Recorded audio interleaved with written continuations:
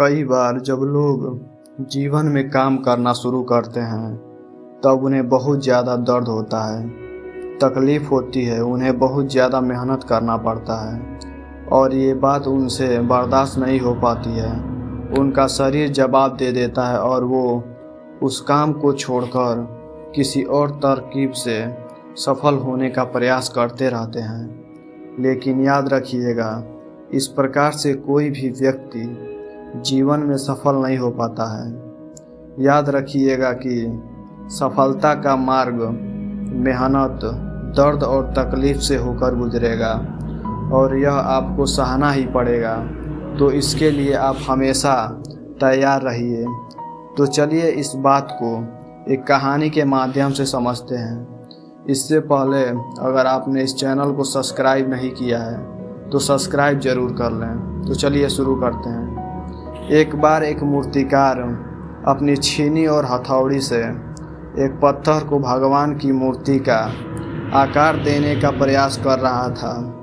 जैसे ही वह छीनी पर अपना हथौड़ा चलाता, वह पत्थर चिल्लाने लगता और कहने लगता कि ये क्या कर रहे हो, मुझे इतना मार क्यों रहे हो, मुझे बहुत दुख हो रहा है, तकलीफ़ हो रही है, पीड़ा हो रही है, मुझे अपने हाल पर छोड़ दो और यहाँ से चले जाओ। मूर्तिकार ने उस पत्थर से कहा, मुझे बहुत अच्छे से पता है कि तुम्हें बहुत ज़्यादा दर्द हो रहा है, तकलीफ़ हो रही है और तुम बहुत ही ज़्यादा पीड़ा में हो। लेकिन याद रखो, आज तुमने इस दर्द को नहीं सहा, इस तकलीफ़ को नहीं सहा तो जीवन भर तुम यहीं इसी प्रकार से पड़े रहोगे। मुझे पता है कि तुम में आगे बढ़ने की अपार संभावना है। तुम एक बहुत अच्छे पत्थर हो, लेकिन यदि तुम इसी प्रकार से रहोगे तो कभी भी आगे नहीं बढ़ पाओगे। इतना कहकर मूर्तिकार औजार उठाए ही थे कि पत्थर फिर से चिल्लाने लगा, गिड़गिड़ाने लगा, विनती करने लगा कि मुझे अपने हाल पर छोड़ दो। मुझे पता है कि जीवन के लिए कौन सी चीज़ सही है और कौन सी चीज़ गलत है। मुझे बहुत ज़्यादा दर्द हो रहा है। अब मैं इस तकलीफ़ को बहुत ज़्यादा नहीं सह सकता। मैं जिस हाल में हूँ उस हाल में छोड़कर मुझे तुम यहाँ से चले जाओ।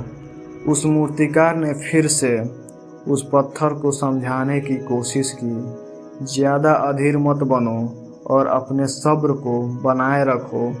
थोड़ी देर और इस दर्द को सहो। यदि इस दर्द को सह लिया तो भगवान की मूर्ति के रूप में तुम्हारी स्थापना करवाऊंगा और फिर दूर दूर से लोग पूजा करने आएंगे और पंडित और लोग तुम्हारी सेवा करेंगे। लेकिन पत्थर ने उस मूर्तिकार की एक भी बात नहीं मानी। वह चिल्लाता रहा और अपनी बात पर अड़ा रहा। मूर्तिकार ने उस पत्थर को समझाने की बहुत कोशिश की, लेकिन वो पत्थर नहीं माना।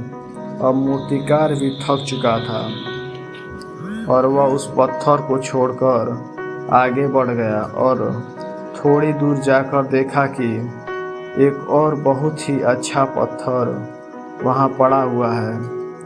उसने छीनी और हथौड़ी उठाई और उस पत्थर को मूर्ति बनाने के लिए वो तैयार हो गया। मूर्तिकार ने छीनी और हथौड़ी का वार दूसरे पत्थर पर जारी रखा। दूसरे पत्थर को भी दर्द हुआ, तकलीफ हुआ, उसने भी हुई, लेकिन उस पत्थर ने बर्दाश्त कर लिया और देखते ही देखते थोड़ी समय के बाद उस पत्थर ने भगवान की मूर्ति का रूप धारण कर लिया। थोड़े दिन बाद उस मूर्ति की एक मंदिर में स्थापना हो गई। धीरे धीरे करके लोग वहाँ पूजा पाठ करने आने लगे और लोगों की मन्नतें वहाँ से पूरी होने लगी और वह मंदिर बहुत ही ज़्यादा प्रसिद्ध हो गया। अब धीरे धीरे करके दूर दूर के गांव से लोग वहां पूजा पाठ करने आने लगे। फिर एक दिन और उसके पत्थर को उसी मंदिर में लाया गया और उसे एक कोने में रख दिया गया। अब लोग आते और उस पत्थर पर नारियल फोड़ते। ये कोई और पत्थर नहीं बल्कि वही पत्थर था जिसने दर्द को नहीं सहा था। अब वह पत्थर मन ही मन बहुत ज़्यादा पछता रहा था, दुखी हो रहा था और अपने पास से कह रहा था कि काश मैंने उस दिन उस दर्द को, उस तकलीफ को सह लिया होता तो आज लोग मेरी भी पूजा करते।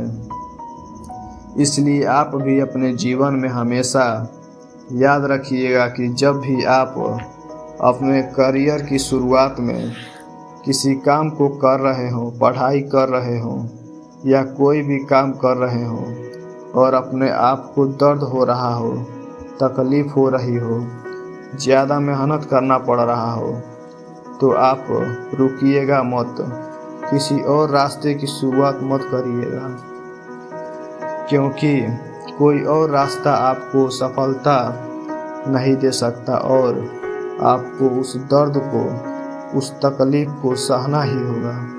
और उस दर्द को, उस तकलीफ को यह सह कर आप ज़्यादा मजबूत बनेंगे और तभी आप अपने जीवन में आगे बढ़ पाएंगे। और जीवन में हमेशा याद रखिएगा कि आपको पहले पत्थर की तरह नहीं बल्कि दूसरी पत्थर की तरह बनना है। यदि ये कहानी आपको पसंद आई हो और इससे कोई सीख मिली हो तो अपने दोस्तों और अन्य लोगों के साथ शेयर ज़रूर करिएगा।